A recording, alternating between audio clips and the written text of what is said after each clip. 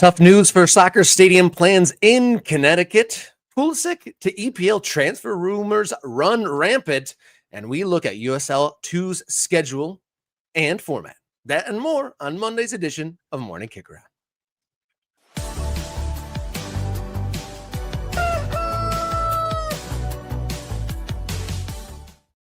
Hello and welcome to the show. You found your way to Morning Kickaround, the show where we dot the map of the ever-changing American soccer landscape. My name, Robert, your local soccer guy, and to my side, my partner in all this, radio soccer guy, Jason Davis. How you feeling out there? Good morning. Happy Monday. Hope everybody had a lovely weekend as we get closer to the kickoff of the American soccer season. Like, we're on the verge of American soccer being back, and I'm very excited about that. I mean, we spent last week responding to some news in American soccer media. You may have seen our conversation about what happened with Matt Doyle at MLSsoccer.com.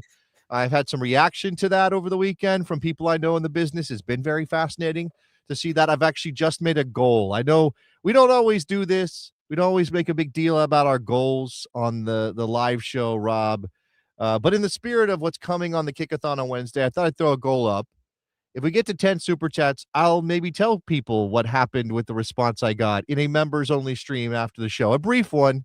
We've got some business to do, but it could be a thing. So if you are interested in that, there you go. Shout out to Mr. Bob, by the way, who's always coming in and repping for New Mexico. He's repping for New Mexico United and Christian Nava, who returns from his ACL injury. Shout out to Christian Nava. Shout out to Perseverance. Mr. Bob. Yeah, absolutely. I was thinking about Mr. Bob last night and Albuquerque because my wife and I, after I re-upped my Apple TV ahead of the MLS season getting underway, my wife and I are watching Pluribus, and that is an interesting experience, and it's very focused on Albuquerque. So I shout out to all our friends in New Mexico.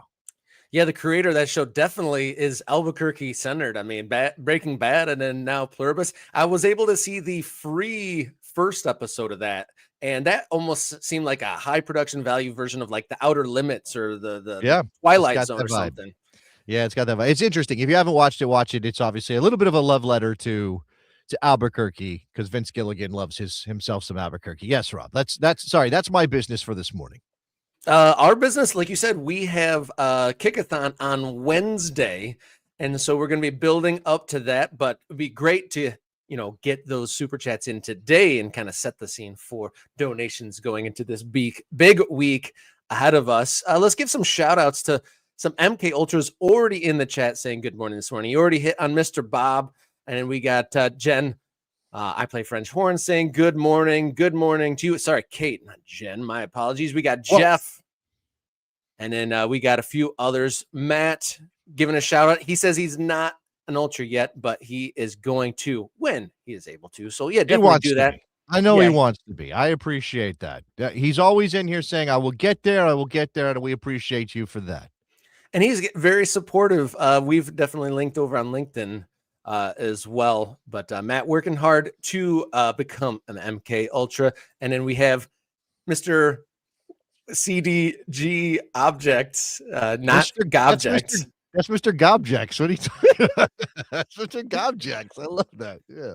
And then Jeff as well. He's loving Lionsbird FC 2026 schedule. And we are going to be talking about lots of lower league stuff. We got a great guest, one of our MK Ultras, host of the USL Talk USL2, great USL2 focused podcast, and one of our ardent commenters in the live stream, going to be joining us at the top of the hour. But we're going to be talking national teamers. We're going to be talking funding from states for stadiums and much, much more on the show. But you see it on screen. Wednesday, our first marathon stream. This will be the longest I've been live on air since I was a classic rock radio host about 15 years ago. So I'm excited for that. So we're going to have some special guests, broadening out our guest scope for Wednesday. We're going to have some familiar faces and some special folks and some games. I'm looking forward to the games as well. I will say Rob has been hard at work booking some guests. I know we're going to do some history on that show. We got Jenny's working on games for us on that show. Yep. Dan Vaughn from The Protagonist is going to stop by. I'm almost certain that Max Bretos will do me a favor and stop by. Mm. I've got him locked in. I'm pretty sure I can get Hercules Gomez to come by as well. I know I'm giving you guys names before I'm 100% positive they're going to post, but we're going to speak it into existence. So a varied group of guests, a varied group of topics. We are going to have some fun. We're going to talk about American soccer. It'll be great. Matt's in the chat saying, is that image available? Go to the post section of Morning Kickaround's thread here on the YouTube channel. I've been posting this same flyer on the post thread here on the Morning Kickaround channel. Other ways to support the show, tell your friends about it, hit that subscribe button. All those numbers and metrics help us out. And then if you're able to become a member, $3.99 a month gets you priority commenting on screen during live shows, bonus content, which we are going to become more consistent with, working on doing mandatory weekly stuff, and also early release of videos to the members before they go public. And then the Morning Kickaround Discord channel, which has really become the main thread of, one of the biggest benefits, because conversation from like-minded individuals, but also folks new to soccer, but also folks so steeped in it that they want to start their own clubs.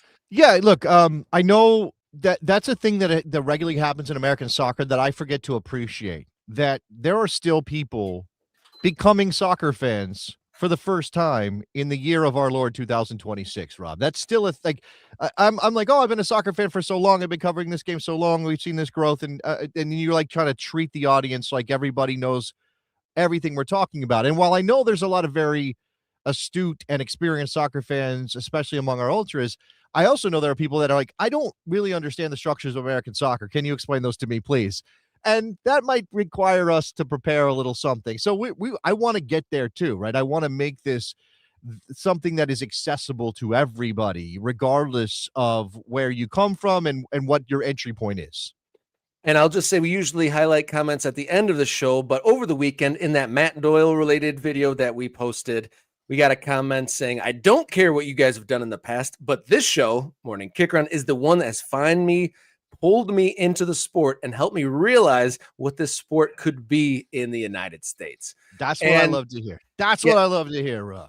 Yeah, it was wind beneath my wings, because essentially that is what the point of this entire show is. So that was great to see that come in the comments. So let's get to the show in here in a second. If you want to support the show outside of this platform, we are on all the social media. So give us a follow at MKickaround on X, Instagram, Blue Sky, all the social media platforms. You can also write us a note, morningkickaround@gmail.com. If you've got a note, an introduction, a tip on a story, or even some business inquiries, write us a note at morningkickaround@gmail.com. And you'll also support us at Ko-Fi, Morning Kickaround, right there. And that will be the main place for fundraising on Wednesdays, Kickathon, as that is the preferred rate. And it is the most beneficial, the bang for the buck for donations coming directly to us. YouTube is a wonderful host, but they take quite the percentage from your generous we are not going to tell you not to just click a button if it's right there in front of you. They have a little $sign button right there next to you in the chat. If you decide you want to click that because it's the easiest thing to do and you're already linked into the Google/YouTube ecosystem, please be our guest. Go ahead. We're never going to tell you no. But as Rob said, ko-fi.com/Morning Kickaround, is the better place to go. All right, let's get into the show. Let's start off with soccer under construction here on Monday's edition of Morning Kickaround.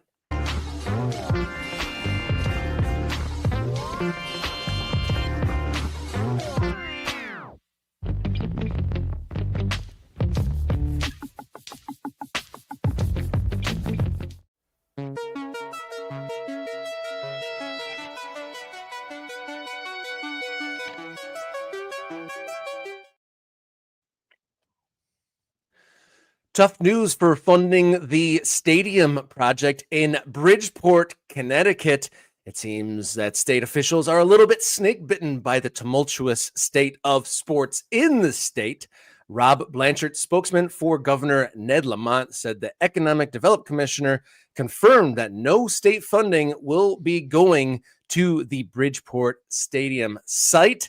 And they cited the rocky sports landscape in the city has led to this decision. Yeah. What's Yeah, in that? the state. Well, you said the city. It's in the state, right? Because they had issues with the Connecticut Sun. There's issues with baseball, I think, in Connecticut. By the way, Ned Lamont is the most New England ass governor's name that could possibly ever exist. His name is Ned Lamont. That's incredible. I just look. This is the pretty picture that Connecticut United FC or CT United. Do we say CT or do we say Connecticut? Yeah, that's a good question. Connecticut folks, get in the chat. Yeah, okay. This is the pretty picture, one of the pretty pictures they put out when they were like, hey, we're going to build a stadium in Bridgeport. It's going to look like this. That looks cool. For MLS Next Pro, I will remind you. For MLS Next Pro, Rob. Now, look, I don't like always being the most cynical jerk on the planet. Sometimes I do, but usually I try not to. But this is the kind of thing where this is what teaches you to be cynical. Right. And I'm not blaming Ned Lamont, not blaming the state of Connecticut. We've talked about the issue of public funds for private enterprises. Just last week, we were talking about Baltimore and the plan that DC United has to put a 12,000 seat soccer stadium in Baltimore for an MLS Next Pro team and maybe for a women's team owned by Carmelo Anthony, all that stuff. And I had a back and forth in the comments of that video where somebody said, hey, here you are advocating for money to go to public money to go to private stadiums. I did not argue for that. I don't think anybody did. It's that issue of how do you thread a needle here? What's good for the community? What's good for the private enterprise? Can the stadium exist if the public money is not injected? Is that a good way to spend money? I mean, again, most people would say no. Unless you are a hardcore soccer fan, most people would say, no, don't build a soccer stadium with public money because we need schools to be funded and we need all these other things, right? All these other important things in the community. There are some cases where economic development and other reasons that it can be less bad to spend public money on a private enterprise like a soccer team. So this money from Connecticut is now not forthcoming, and we will not see this Bridgeport Stadium realized. And again, when you're an American soccer fan and you've seen this story over and over and over and over and over again, it's happened so many times. Like a promise is unfulfilled. Do you blame the people who make the promise for not, again, if Connecticut United hadn't put out their plan, hadn't made a big public noise about this, if their owner hadn't made some aggressive push to get this team off the ground to build a soccer stadium for them, would there even have been a discussion? Would we even have gotten to this point where the governor now says, well, actually, no, we don't think this is a great idea for us? Like, I don't know. So that becomes a thing in the discussion. Should you promise it all if you can't deliver? But if you don't promise a little bit, will you even get to a point where maybe you can deliver? We'll get to, so basically, they don't want to put any more funds in because Bridgeport had to put $145 million renovation into the People's Bank Arena in Hartford, the WNBA side. That's their venue. And then also they're spending $15 million in state money going to the municipal entertainment arena that the AHL Bridgeport Islanders are playing in. And then for context on what is going to happen now, officials are saying that that doesn't mean that there's going to be no Bridgeport soccer stadium, but it throws a wrench into the plan as the club will have to find another source of funding to complete this project. And in 2026, which will be CT United FC's debut season, we'll see the team playing home games at several unannounced venues throughout the state of Connecticut. Yeah, that is not ideal. Right. And again, that's 2 weeks from now. Should you have said we're going to launch a soccer team without a clear stadium plan already done before you go, well, our first season is going to be X? And we've talked about this is MLS Next Pro, Rob, but we've talked about teams in the USL who made big plans, who promised, who said, we're starting in 2026. And then a couple months back, they go, oh, well, actually, no, we're going to have to wait until 2027 because we're not ready. Like that's a thing. Like that is a question. That is a question. And wow. I mean, for a professional team to be 2-3 weeks away from their inaugural season and not to have any of their home dates announced would also throw up my kind of like red flag of questioning what the future of this is. But they will be debuting. Their inaugural game is going to take place March 1st when they travel to NKU Soccer Park in Highland Heights, Kentucky, to face FC Cincinnati 2. So Yeah. MLS Next Pro action just a couple weeks away, and we'll keep an eye on what the future of a soccer-specific stadium in Bridgeport, Connecticut may be. All right, let's move right on. We're going to talk about MLS's new partner just a second here on Morning Kickaround.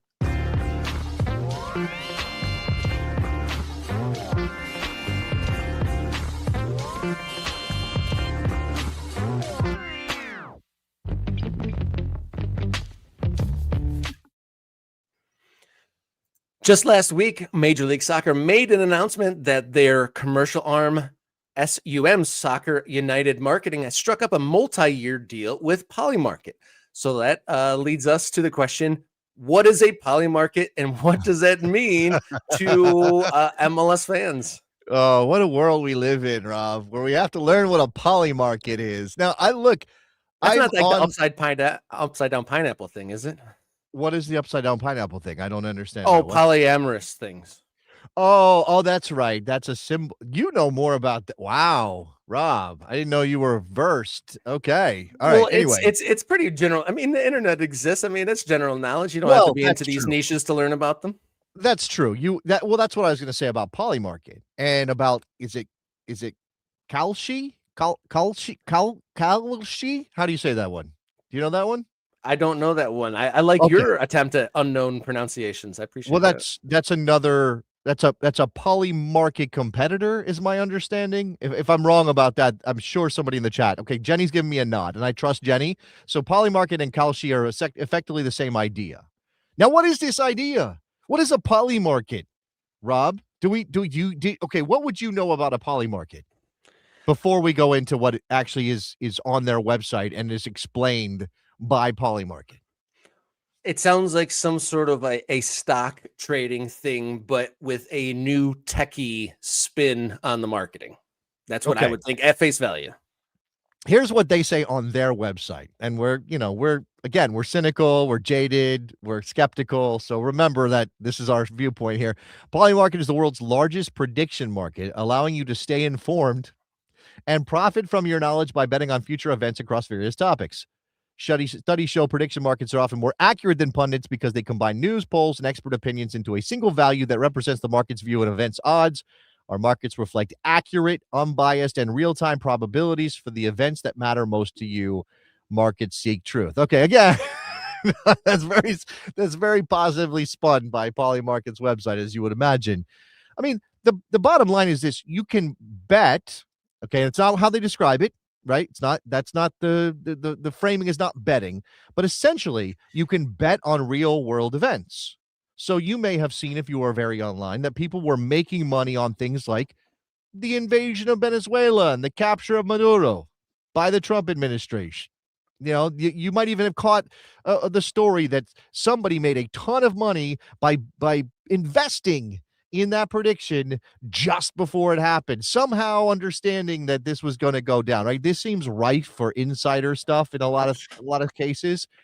I don't think that that's necessarily an issue if you're talking about on-field events when it comes to MLS. And honestly, I'm not even sure, Rob. You gave us the brief overview, right? When they partner with Polymarket, is that like some aggressive push of MLS events being listed on Polymarket in order for MLS to benefit in terms of attention from people making money on the events of Major League Soccer? Is that what's going on here?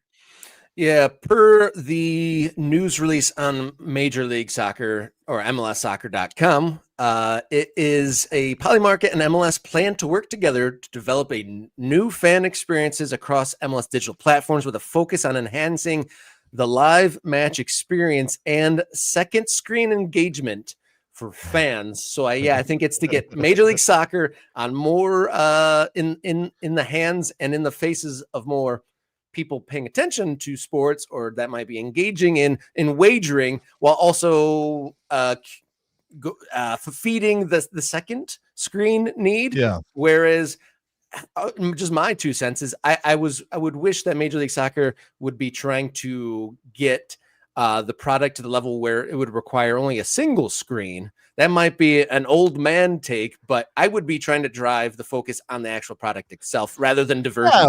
Yeah, well, that's not the world we live in, Rob. We just spent last week talking about how they dumped most of their editorial team in a bid to do other things with their website, right? Again, so this is the overview. If you are new to this idea, right? And again, some of you are not, but if you're new to this idea, this is the overview. You can buy and sell shares representing future event outcomes, and their example is, will TikTok be banned in the US this year?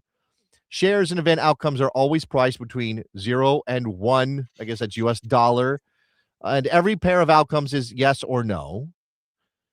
It's fully collateralized by $1. Shares are created when opposing sides come to an agreement on odds, such as the sum of what each side is willing to pay is equal to a dollar. Okay. So you're basically buying shares in an outcome, right? And again, the money that everybody is putting in becomes the pool of money that you could potentially earn from this. Because if the outcome happens and you're in yes, then you're selling your shares essentially to make the money. Again, it's a very convoluted way to say you're betting on real life events, right? But instead of the house putting up money, instead of you getting odds from the house, it's all based on the pool of money that people are throwing in together. And it says, unlike sports books, you are not betting against the house. The counterparty to each trade is another polymarket user. Shares can be sold before the event outcome is known, so you can lock in profits or cut losses. It's like, yeah, okay. So the market is moving towards yes, and I'm in a bunch of no. You can sell your shares if you don't want to see if the outcome happens because of your position. There's no house to ban you from winning too much. And so, man, look, I just think all of this is extremely shady and dicey from a from a manipulation perspective, right? If you're betting on, say, will Lionel Messi play in the next game, right? If you're investing in yes, and somebody in Miami knows that the answer is no, right? They're going to flood the market they're going to buy their shares of no. I mean, I don't love any of this, right? Lots of our viewers are saying that this is creepy and bad. I'm generally speaking open-minded about innovation. But this one, because of the money and because the idea that MLS is basically saying, yeah, watch the game, but be investing in real life events and outcomes that maybe aren't the same. Like even gambling, I think is troublesome in a lot of ways. Of course it is. Gambling is troublesome in a lot of ways, but it's established that, I am presumably, barring things that the players are doing to manipulate outcomes, match fixing, which we hope is not happening, right? But if you're But we're seeing that across the world, up and down. No, I know. I know. There's a lot of it. Even in Major League Baseball, there was a Guardians pitcher that just got in trouble. That was manipulating pitch outcomes. I saw that. There's being charged by the government for that, right? And that's the thing. Like, because of the unregulated nature of this, or because of where this thing is in sort of its development, if somebody does have inside information, if somebody's basically doing insider trading on real life outcomes on a yes or no basis, like, again, will Lionel Messi play? As far as I'm aware, there's no investigations happening there, right? Is there a law right now? And maybe I'm wrong. Maybe this is happening and I don't know about it, but is there an investigative body? Is there an authority? Is there law enforcement who would look in to those things? Because again, that's market manipulation, right? Insider trading is illegal. Martha Stewart went to jail for it, right? Like, I don't know. This is all just very dicey. And it seems, again, like MLS has been caught in this trap of, we got to jump on this thing that is the hot thing right now in order to drive some attention to our league. And I'm not going to say it's cheap heat, but it feels like that. It feels opportunistic and potentially troubling. Yeah, just to be involved with something that is growing in popularity for good, bad, or otherwise, and long-term impacts, be damned for now. And I got a quote from the founder of it. I want to any users in our audience of Polymarket, let us know if there's like prop bets, like weird stuff, or if it's just like outcomes of games. I'd like to know. Like I remember in the old FA Cup, that guy for a non-league team got in trouble because he ate a hamburger in the dugout. Like, is that the sort of thing that people are betting on, or is it outcomes? So I'm going to see if anyone has any insight for that, because things could get really weird if prop bets are involved in this. But Shane Copland, founder and CEO of Polymarket, has a little bit of this phrasing is a little creepy. Through our partnership with MLS and Leagues Cup, we can surface real-time collective sentiment around key moments. That's that part. Who talks like that? Okay, Nobody moments, talks matches, like and that. season-long storylines, giving fans more interactive, data-driven way to experience the game, engage with the world's most popular sport. But going back, just to say this out loud again, we can surface real-time collective sentiment around key moments. What? Who talks like that? Weird techie startup founders who nobody likes. Like nobody talks like that. And like again, this is why this is where it's so weird to interact with Major League Soccer. I mean, why even include that quote? Why not look at that and go, this is not good. This is not human beings talk, how human beings talk. We're trying to sell people on doing this thing, and we're going to talk at them like they're I don't know, Rob. It's all very dehumanizing in the end, right? Yeah. Yeah. And then it totally ignores the human needs. So we were talking last week about the USL and the players and low amount of pay, but that also can go up to Major League Soccer. These guys not everyone involved in Major League Soccer is bazillion quadrillionaire. And even rich people are, take bribes or are influenced by stuff that they say on the internet. So maybe a player, even if they aren't contacted about anything, but they, maybe they pop open the app and they see, oh, I'm favored to do this or that in the first half of this game. That's going to influence it, even not directly causing them to do what is in the trade, but it definitely is going to have some sort of influence. And people are already questioning the genuine nature of the professional sports right now. Right. And this isn't going to do anything to uplift the faith in all this. Look, I'm always wary about being grandpa, shaking my fist to the clouds and hating on development and advancement and being somebody who sounds like I just don't want to adapt to the new technology, right? I think human history is littered with examples of people being resistant to change that ultimately brought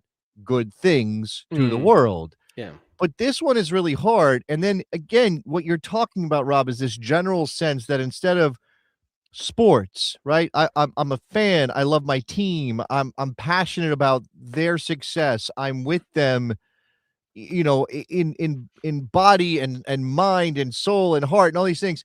It's now like, oh, this is essentially professional wrestling.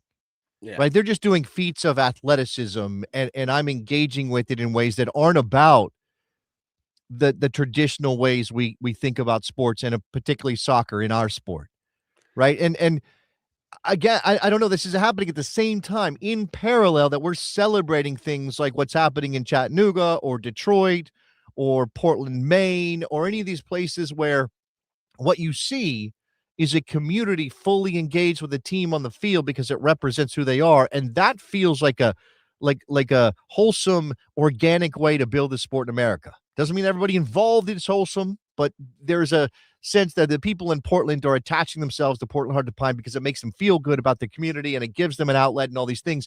And then on the other side of the coin, at the MLS level and obviously in other places, they're like, actually, what you should be doing is second screening so you can make some money on a prediction market.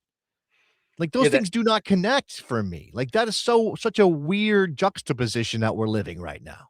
And that's a bit of a jaded outlook too. It's like, maybe our product isn't center stage and the only thing we need to look at. Let's get all these other things surrounding it. But we'll see. We'll follow this and see what happens. And eventually, maybe probably in 2 years, there'll be all these deep think pieces saying, oh, maybe that wasn't a good idea. But we'll hold on till then. But before we move on to our guest who's waiting in the wings, we want to thank our super thanks trip, American Eagle 86, perhaps. Do you believe that soccer clubs work in states like Mississippi and Louisiana? South needs more inclusion because I believe the South accepts it. The sport will grow bigly. Okay, we got to get to our guest, but let's put a pin in that. We'll come back to it after we talk to Chris. All right, let's move right across. We're going to bring in our guest for today's big question. We're going to learn about USL2 here on Morning Kickaround.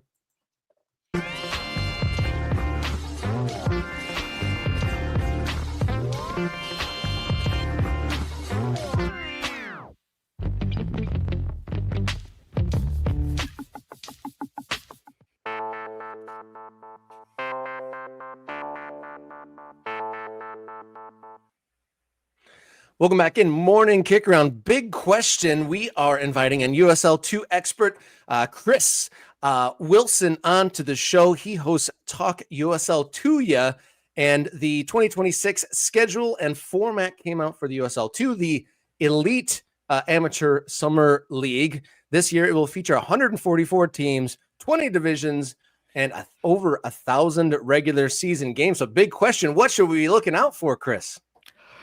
Yeah, it's actually 158 teams. 144 was last year, and then that was before Athens United dropped out. So last year had 143.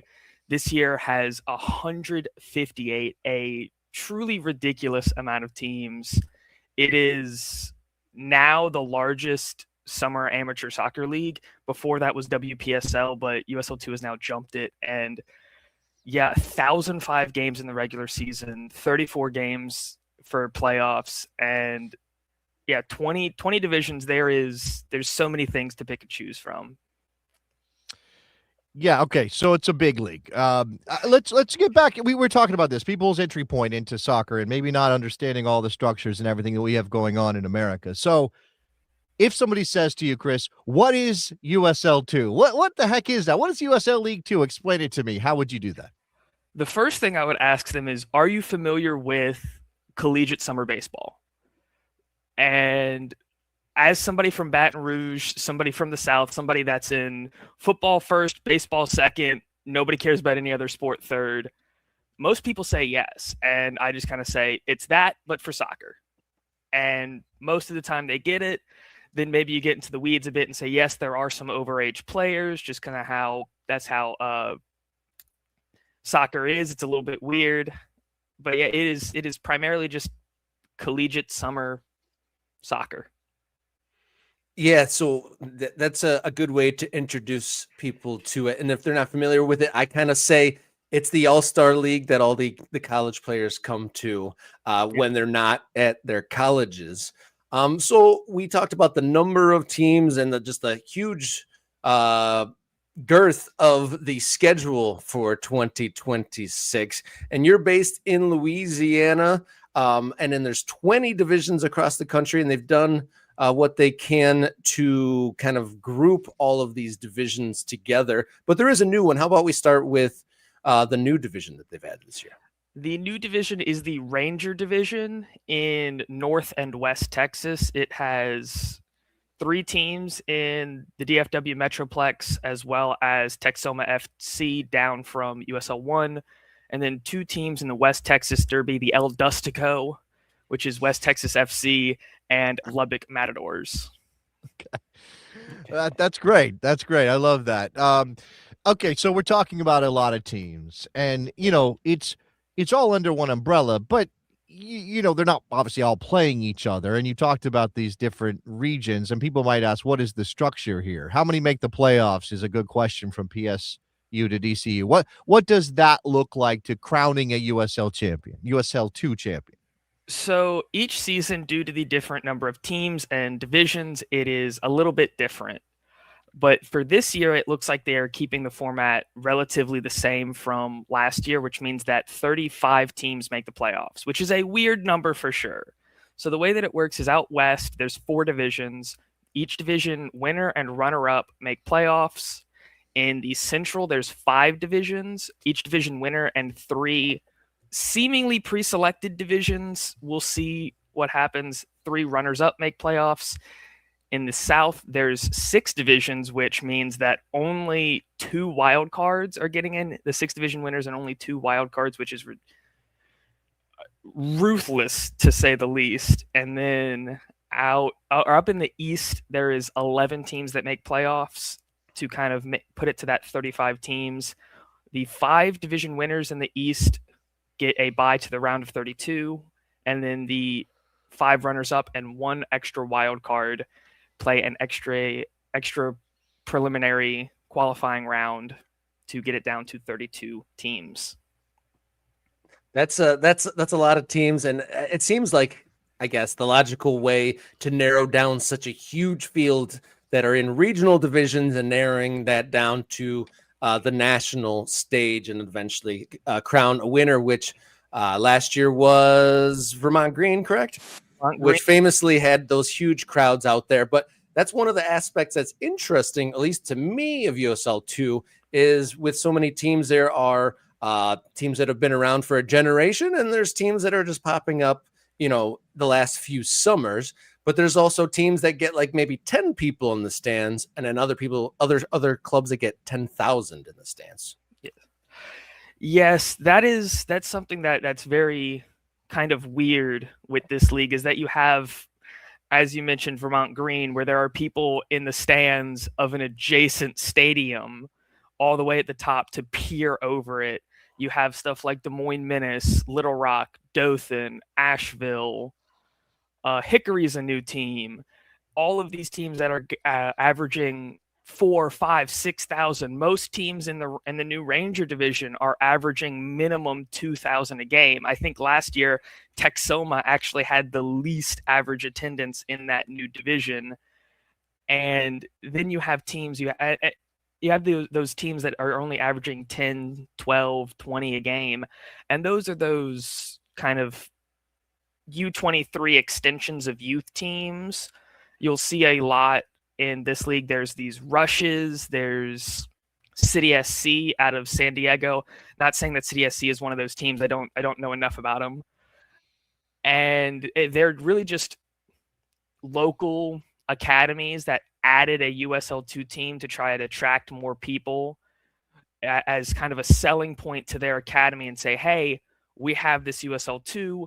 USL2 links to a lot of professional players. USL2 links a lot to collegiate recruitment, because there are plenty of high school players that will play in USL2 in an attempt to get recruited. Yeah. And yeah, it's just, there's such a wide variety of clubs, of monetary input. You have the new Lorain County Leviathan, as you guys have pointed out. The owners are owners of the Lake Erie Crushers, the indie ball team, and they are knocking out of the park. From what I understand, over 500 season tickets, barreling towards the USL2 season ticket record for an opening season. And then you have some clubs that have come in, and I haven't heard anything other than the fact that they're going to be here. And I try and do as much research as I can.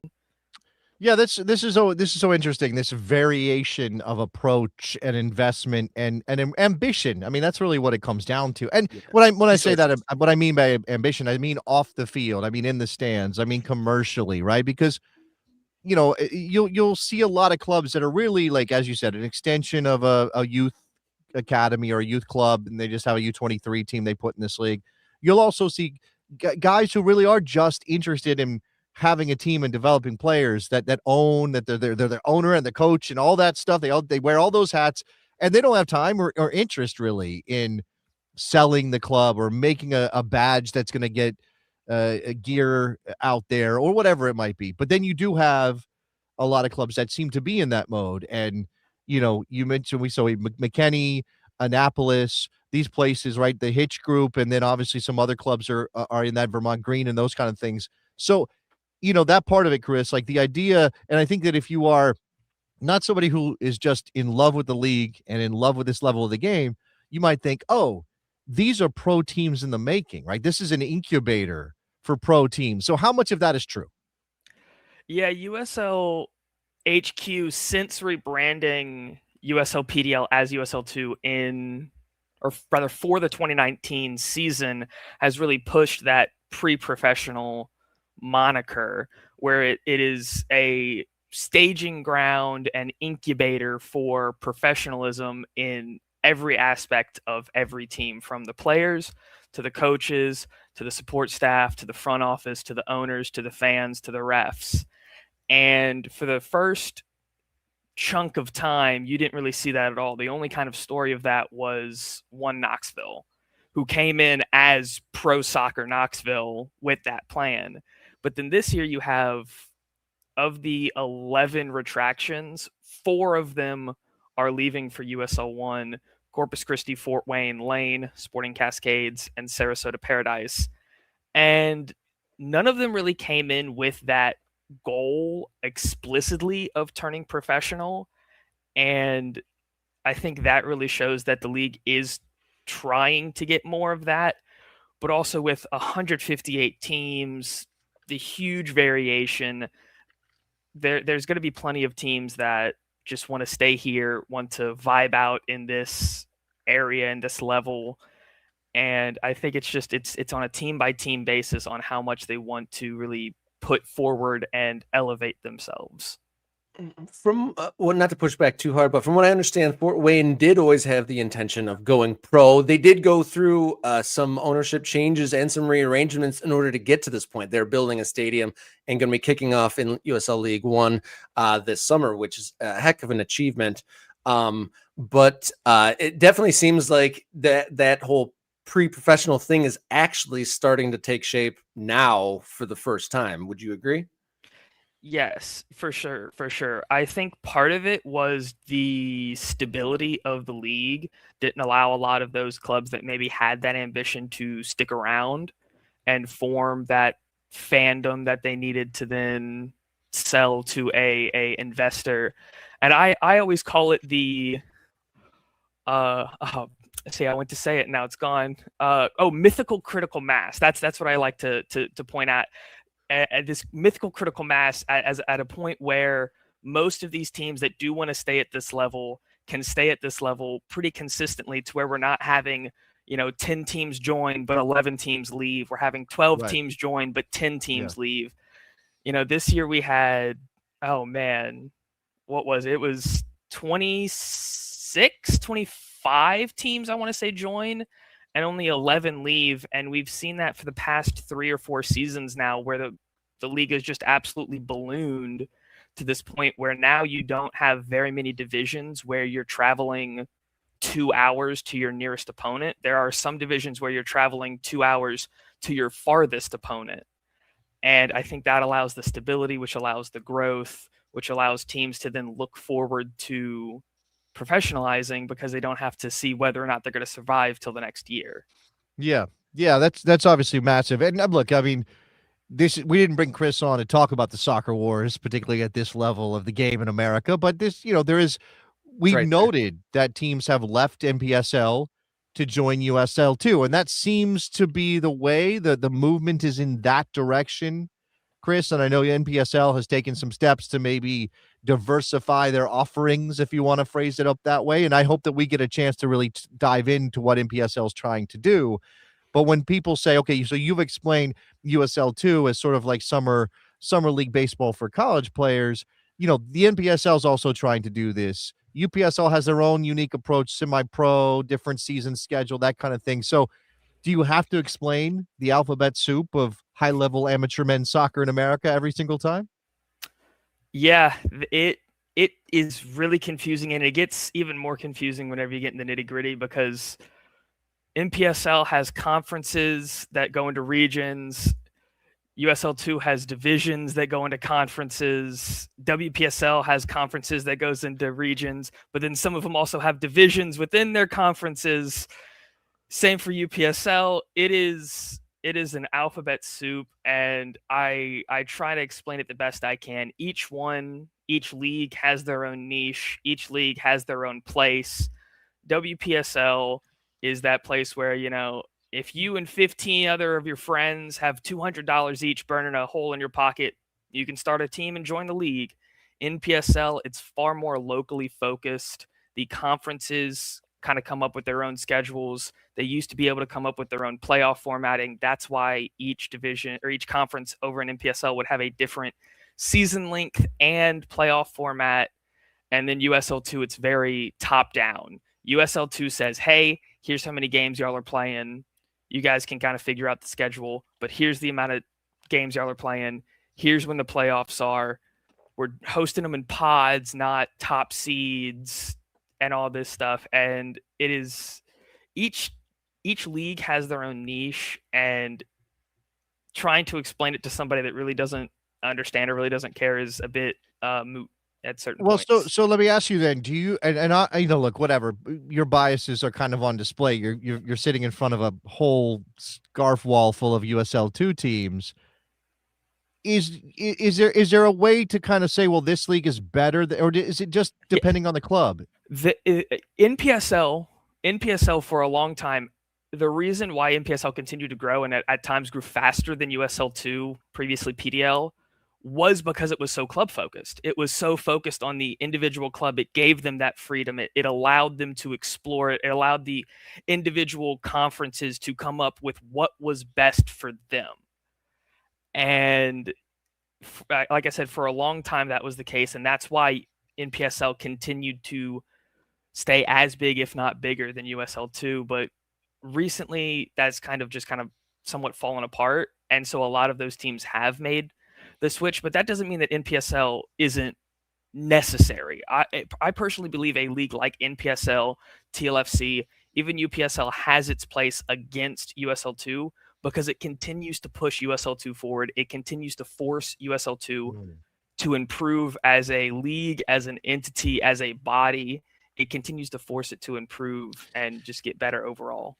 Okay, so let's come back to one of the biggest stories of the last year and a half in American soccer, and that is what USL is doing with its pro leagues. They're going to launch a first division. They've announced their intentions for a pyramid. We now know sort of basically what that structure looks like. USL2 is not included in that structure in terms of engaging with the pyramid and climbing the ladder. Now, you really can't just flat out say you're going to do that, because if you win USL2 and you have no interest in being pro, or you don't have the money, or you would have to find new there's too many complications there. But do you think, Chris, that we're at least starting at the beginning of a road that maybe leads to an idea of somehow USL2 teams, if they are in a position to go pro, can win their way into that pyramid? Yes, I certainly can see that being a goal in the future. I know people in the Discord and in the chat here have said kind of the USL National League as kind of a separation of the current USL2 and those teams that we've mentioned before: Des Moines, Peoria, Dothan, Asheville, Vermont, Ballard. I could rattle off 20 more, but those teams that do have that more investment are maybe looking towards that professional ranks, do have the crowds. Maybe they can have a step above where it is more competitive, where it is longer drives and somewhat more emulates that professional way. So that way the step up to professional isn't as big. In my opinion, a true semi-professional tier where maybe players are paid a little bit, coaches are paid a little bit, and you have actual money flowing through it, and it's not just amateur players playing amateur games. That's an interesting point there. And just to skip back a little bit, it was a good point about how what these leagues are emphasizing has changed. The NPSL you were talking about, 5-10 years ago was so club focused. I mean, we saw the birth of pro teams like Chattanooga and Detroit City FC kind of be incubated within NPSL. And I remember one of my first ever podcast interviews was with Sean Mann from DCFC. And he said that it was at that time, I think that was 2017 or so, that NPSL was one of the most underutilized things in American soccer for that people not, or clubs not being able to utilize that. Obviously, the path to becoming a professional club is not super clear, but it seems to be clarifying a little bit as that shift, because PDL was so player focused that it was basically like, this is a place for, prospective professional players to, spend their summers on their way up. But that's kind of shifted now where clubs are being incubated, and we're seeing 3 clubs jump from USL2 to the USL League One. So that has definitely shifted. It might even be the place for teams and clubs to be as NPSL kind of maybe fades in its relevance there. But it also should be noted that USL2 is the most expensive amateur league to participate in. It has expansion fees and the biggest league fees. And how do you think that affects the clubs and how this all operates? Yeah, from what I have been told and what I've seen, USL2 league fees are a little bit double NPSLs. They are more than double NPSLs. TLFC has come up with has publicly displayed their numbers, and their numbers are well below USL2's.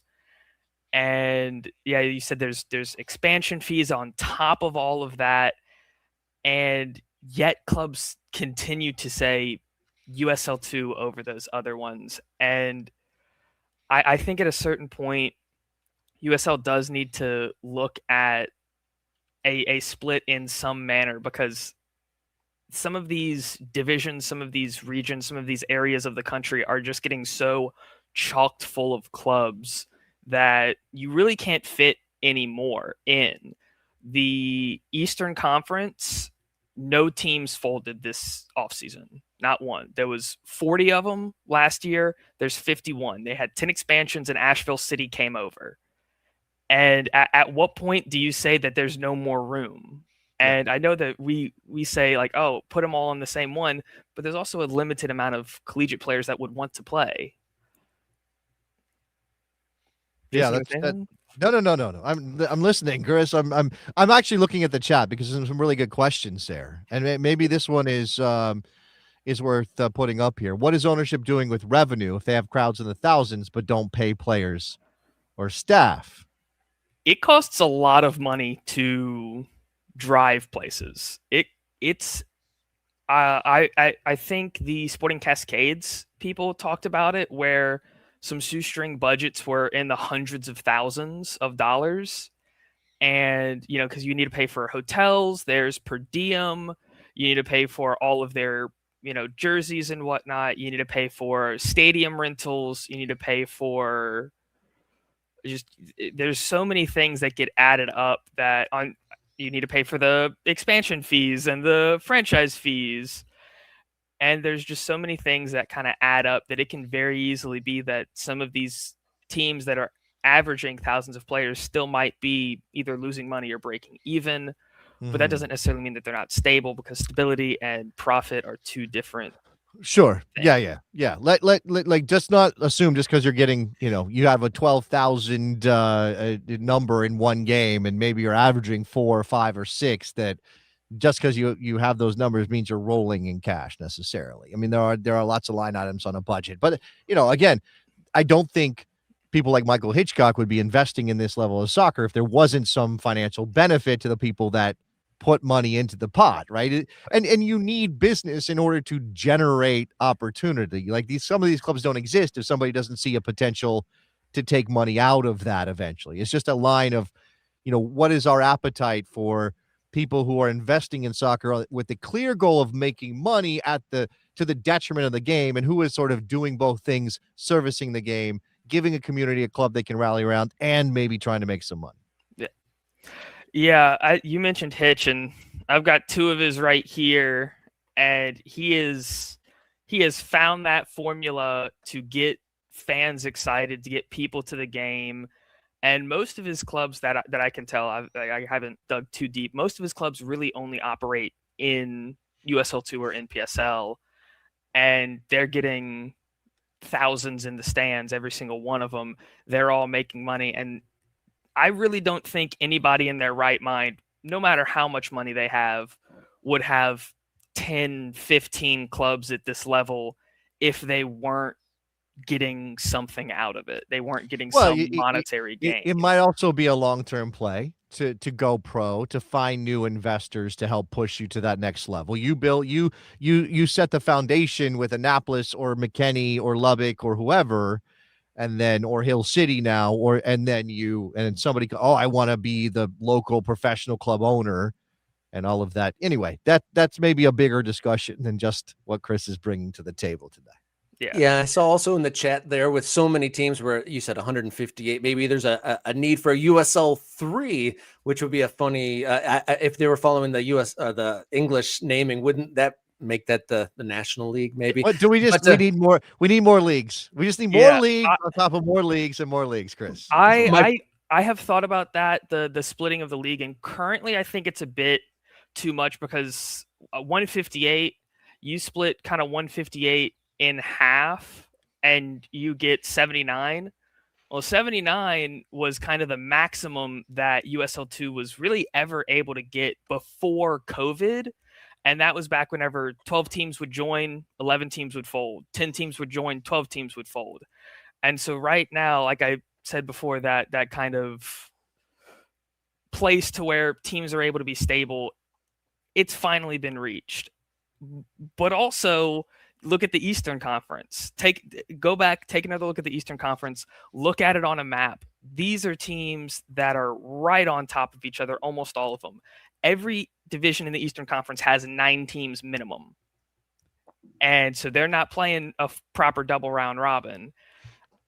At what point is there a possibility where some of these spots maybe need a USL2A, a USL2B to allow more teams to join, allow more players an opportunity, but then also not just have kind of nothing burgers of divisions where it's 2 teams that just steamroll every single time because they are the only teams with investment, with effort, with drive, and every other one is just an academy. Yeah, and that's a good point. And that was where I was kind of aiming the conversation, was because there is a divide that's already exists from the teams with resource and those have not. I've had information shared with some teams at this level have an operating budget of 50 to 60 grand and others as much as 200 grand. So that's a huge disparity. And in teams that are able to house players compared to those who are not, that is a big divide. Here in the Great Lakes division of USL2, the Flint City Bucks, formerly the Michigan Bucks, have been around since the 90s, whereas there's teams that, have only been around for a handful of years, and you're seeing that divide play out when you see a lot of the same teams make the playoffs. Yeah, there's definitely some divisions that are just entirely ran by 1 or 2 teams. I know that the Northeast Division, which has Vermont Green, has just been completely dominated by Vermont Green, Western Mass, and Seacoast United since it was formed. I mean, those 3 teams have been, I have it here in one of my notes. Since 2023, so the past 3 seasons, the closest 4th place has been is 8 points behind. So it's been one of those 3, 8 points, and then 4th place. And is that stable long term? You have Salem City in the South Atlantic that has won the South Atlantic Division, I think 3 or 4 times running now. You have Laredo Heat, which won the Lone Star Division by like 10 or 12 points. And then the team that came second was Corpus Christi, who's no longer in the league. So are they just going to win it by 15 points now? You have teams like Coachella, who's no longer in the league, but they had a 1-3-22 record or something like that with a minus 156 goal difference in 2 seasons. Whew. They were losing games 19-0. At what point does USL need to say, okay, either 1, there needs to be a split, or 2, we need to start culling some of these teams? Yeah, and that's always a hard thing, right? And especially when they're paying league fees. So, culling the team that pays the tens of thousands of dollars to be in the league. But it seems like we could dig into this conversation for a long time, but the season doesn't start till May. So maybe we'll circle back to this USL2 season, May, June, and July. Chris, real quick before we let you go, let us know about your show that specifically talks about this league. I am the host of Talkin' USL2, and what I normally do is on a bi-weekly basis, so once every two weeks, I will circle the conferences during the regular season and kind of go over where the standings are, what the playoffs look like, and I will circle different games in the coming 2 weeks. And I will go division by division. I talk about all 20 divisions in all 4 conferences. And so if I don't talk about your conference, your division, 1 week, it will be there within 2 weeks. So it is a real sprint during the regular season. But yeah, and then during the off season, I talk about different expansions, retractions, and what to expect from each division leading into the season. All right, Chris, thank you so much for joining us and broadening this conversation about USL2. And check out his show, everybody. And then we will be right back in just a minute. A little housekeeping and reviewing some questions from viewers. Stick around.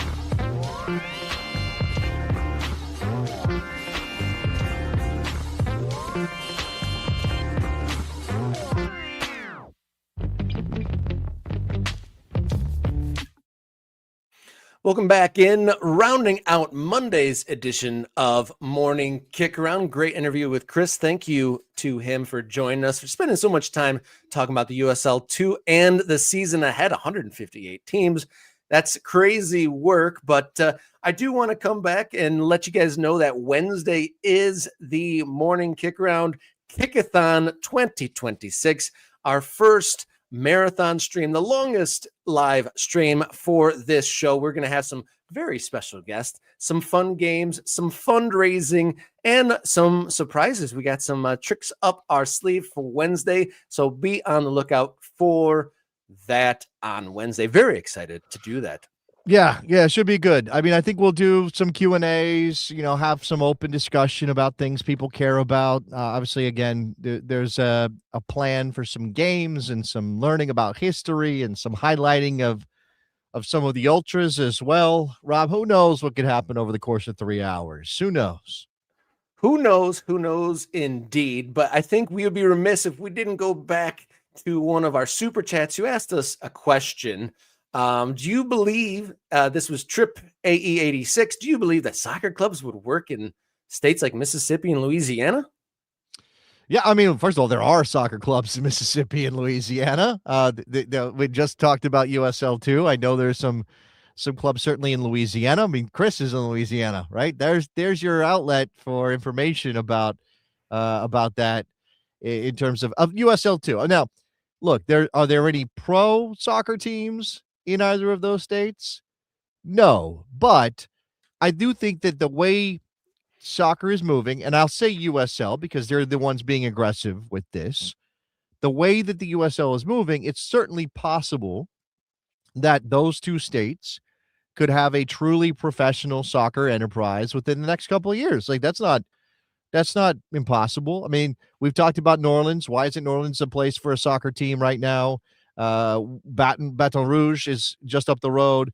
I actually lived in the northwest corner of Louisiana for a bit as a kid in Shreveport, Bossier City. Feel like that market, that town could support a USL 1 level club if somebody put that together. Now that's a region that's sort of thick with clubs right now because you've got just down, Dallas is a couple hours away. I can't remember what the drive is, maybe 2, something like that from Shreveport. It's not undoable. And we've got, there's obviously an MLS team north of Dallas. We've got Atletico Dallas. There's Rodeo FC.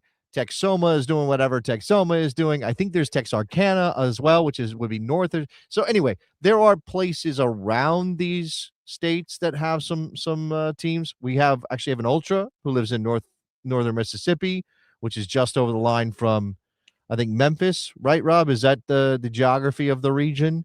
So there aren't big population outside of New Orleans. There aren't big population centers in either of those states. Like the biggest city in Mississippi, I think, is Jackson, and I don't think Jackson is big by most standards. So it's then just a question of what level could they support professionally, and if not professional, then summer soccer could absolutely live there. And we just did a story about all the biggest American markets that didn't have a team. And, the biggest population center on that list was Baltimore. And in the very next week, there was news that, there's a group and a proposal to do just that and get a stadium and some clubs in Baltimore. So I think if there's a moment for a club to expand in this region of the country, I think that moment is now. Mr. Bob throwing up some populations here of these cities here in New Orleans or in Louisiana, rather. In Louisiana and Mississippi, Hattiesburg, Biloxi, New Orleans obviously is there. That's the biggest number. That looks a weird number, but I see what he's trying to do there. And this isn't even metropolitan. This is in the metropolitan area. Like maybe 176,000 people live in Shreveport, but you got Bossier City right across the river, and that's a general Northwest Louisiana thing happening there. So, again, like this is the moment when it's possible in a way it maybe wasn't possible before. So, I just think it's an interesting time to imagine that these towns could. Now, as we've seen before, and it is actually kind of interesting that for all of our chronicling of Justin Papadakis touring the country and popping up in various places pitching lower division soccer, hasn't happened in Shreveport. Hasn't happened in Hattiesburg, hasn't happened in Jackson, hasn't happened in Baton Rouge, hasn't happened in Lafayette, hasn't happened in Hattiesburg, those kind of places, which, I don't know. I mean, sometimes is that the public appetite for spending any money or providing a stadium solution? Because again, the basic requirement for a lot of these places to have soccer teams is that they have an idea of what the stadium is going to look like. Somebody pointed out earlier in the chat, and this is something we need to dive into, that USL reinforced their partnership or renewed their partnership, expanded their partnership. That's the word.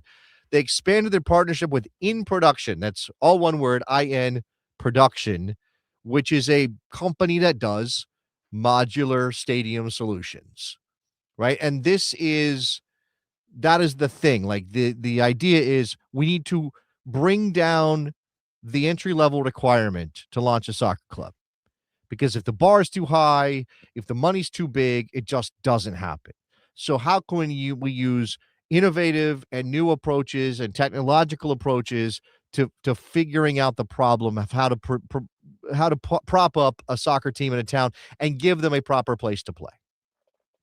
And another point to this, why it might be more difficult to bring a club and a stadium there. Chris says it on the screen. These are poorer areas, so there's maybe less people with an overabundance of funds or even state funding to throw a lot of money into a new sports thing. If you do a little reading, you'll know that about these states. He mentions Arkansas in there as well. We know that there's a Northwest Arkansas plan with what is it? Ozark United. Yeah. And they've run into an issue, but that's also a place that has a little bit more money maybe than the rest of the state does because of the economic development that has happened around Walmart being based in that part of the state, right? So in those other parts, and again, all these cities that I'm mentioning, Jackson, Hattiesburg, Lafayette, Baton Rouge, Shreveport, throw whatever, those that is an issue, right? That they just the in general, the population is poorer than the standard in a lot of other places. So how do you sell a town on building a soccer stadium or even giving any sort of public funds to a soccer stadium or even laying out a red carpet in ways that are sort of necessary for a low-level soccer team to get off the ground when you're struggling with a lot of other things? And I guess that kind of like answers your question. We will see. Can it succeed in the South? Sure it can, but we will follow that, and hopefully, fingers crossed, everyone will have access to the game in this country, and hopefully there are some firmer dots to add to that region of the country. Before we get out of here, though, gotta say one more time, Wednesday, big show for us. Kickathon 2026. We're going to have special guests, some fun games, and some surprises for you in an effort to raise funds for two big reasons. We need help. If we want to expand this thing, it can't just be this tight-knit crew. We got to add some people and broaden our reach and our availability and just like, the production levels of it, as well as add some to our travel funds. We don't want to be reliant on clubs to fly us out to everything that we want to go to. Yeah, look, let's not pretend that this isn't a business for us. This is a business for us. We want to bring money in so that we can justify our time here, but obviously we also want to grow the show to give you a better product. So that's what this is going to be about on Wednesday. And we want to travel and we want to make it look prettier and we want to have better guests. We'd love to go 5 days a week at some point, right? That has to come from growth of the show. So spread the word, tell everybody about Morning Kickaround, wherever you talk about soccer. And I saw some folks asking, how can we spread the word? Our graphic for this event is in the posts thread here on the channel. We'll also put it once again into the Morning Kickaround Discord server so you guys can get that and spread the flyer, the poster, wherever you can, and spread the word and get as many new eyeballs to our show on Wednesdays. We bring in some special guests, some familiar faces, play some games, maybe open up, be a little bit more personal than usual, and try to have as much fun as possible. 3 hours is what we're booking out as of now. We'll see, if we're just like going gangbusters on the fundraising, maybe we keep going. Man, I would love to clang the clanger a couple times on Wednesday. That would be fun. We did this is something I forgot to tease. We did talk about maybe a pronunciation challenge here on Morning Kickaround on Wednesday. Could have some fun with that. Yeah, you will try to pronunciate all the things, right? I will try to pronunciate them. Yes, that's what I will try to do, Rob. Yeah, all right. I'm on board. I'm on board. Look, this is. I got no shame. I will give it a shot. I might butcher some stuff, but you gotta try. You gotta try, Rob. Yeah, no doubt. Always try. Well, thank you. Wonderful show. Thanks to our guests, and thank you to you viewers for tuning in once again and contributing really nicely to the chat. So big show Wednesday. Let's promote it as much as we can from now until then. And I'm excited to share some surprises. But until Wednesday, everybody, please enjoy your soccer.